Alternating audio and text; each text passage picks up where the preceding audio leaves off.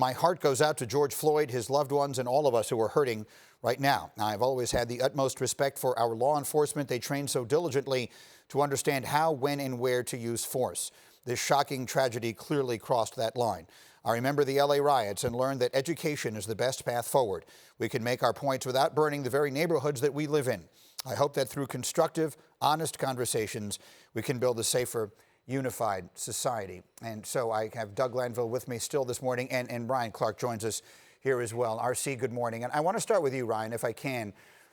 You and I have been having these conversations, it feels like now, for a very long time. I remember a day 4 years ago when you came on my old show, Mike and Mike, and you were wearing a Colin Kaepernick jersey. And I remember a lot of the reaction that ensued from that you had to hear and we did and everything else. And here we are 4 years later. It all feels very different now. And I wonder what your thoughts are in that context.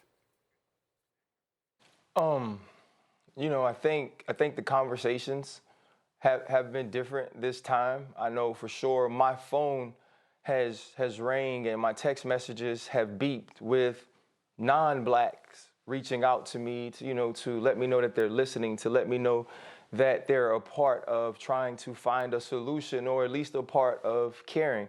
It definitely makes me wonder why. Why now? Eric Garner, he couldn't breathe either. Breonna Taylor, she wasn't even in a position to defend herself in her own home. And so whereas you are, I guess, excited or at least sort of starting to feel a little comfort in the fact that other people are listening, I think it's still extremely, extremely difficult. I'm no longer angry. I'm no longer mad. I'm just disappointed.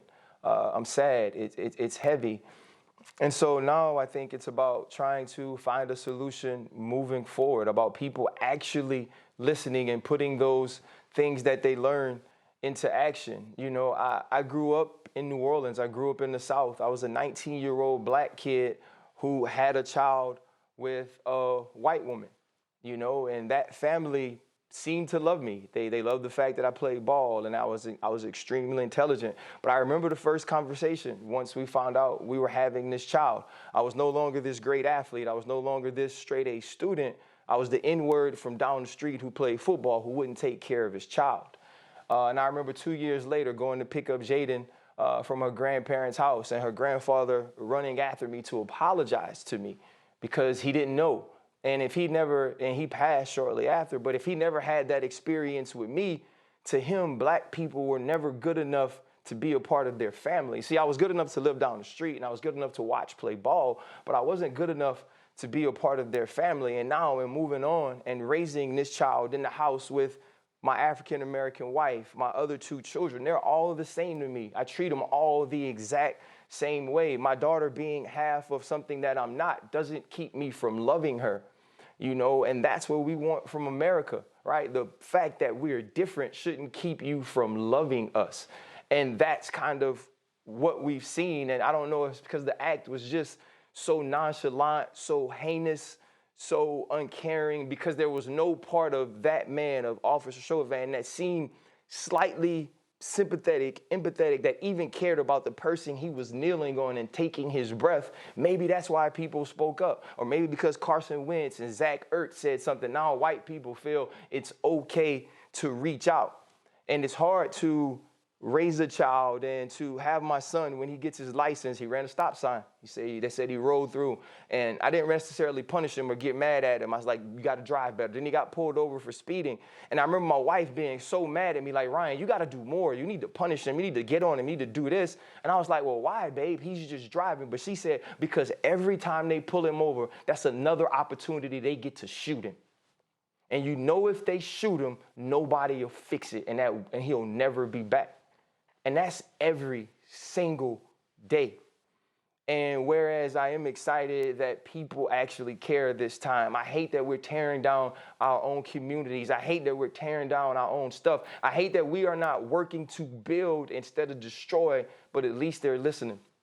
And I also wonder, we have all this systematic outrage, this institutional outrage, which it's not run by us, right? Like when I got an opportunity to talk this morning, I was told, don't say this, or you can't say that, or it's cool to be in this place, but you can't be here, because we don't make no rules.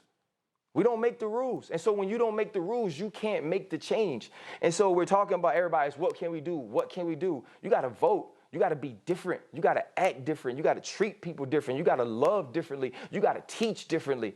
And when people are mad to have AR-15s at the Capitol in Michigan because they can't go to salons and because they can't go to beaches and because they can't do these things that they feel like they are entitled to freaking do, but there's no outrage because we tear down the Confederate past in Charlottesville, Virginia, and there's outrage and there's mad. But where's the systematic outrage? Where's the institutional? Where the rubber freaking bullets? They ain't there.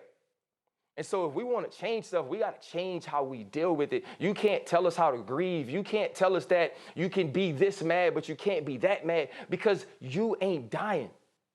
And so when I do feel better that people are listening, it still ain't better for us. And when you hear, if you don't like it, go back to your country. This is my freaking country. I was born in Algiers, New Orleans, Louisiana, the USA. And it's not that we don't love it here. I love a lot of things that I could like better if they were different. And so I am encouraged that people are listening. I do feel like there's some validation in many things that I've said, that I've felt, that I've protested against. Many times I've reached out in the community to try to make change.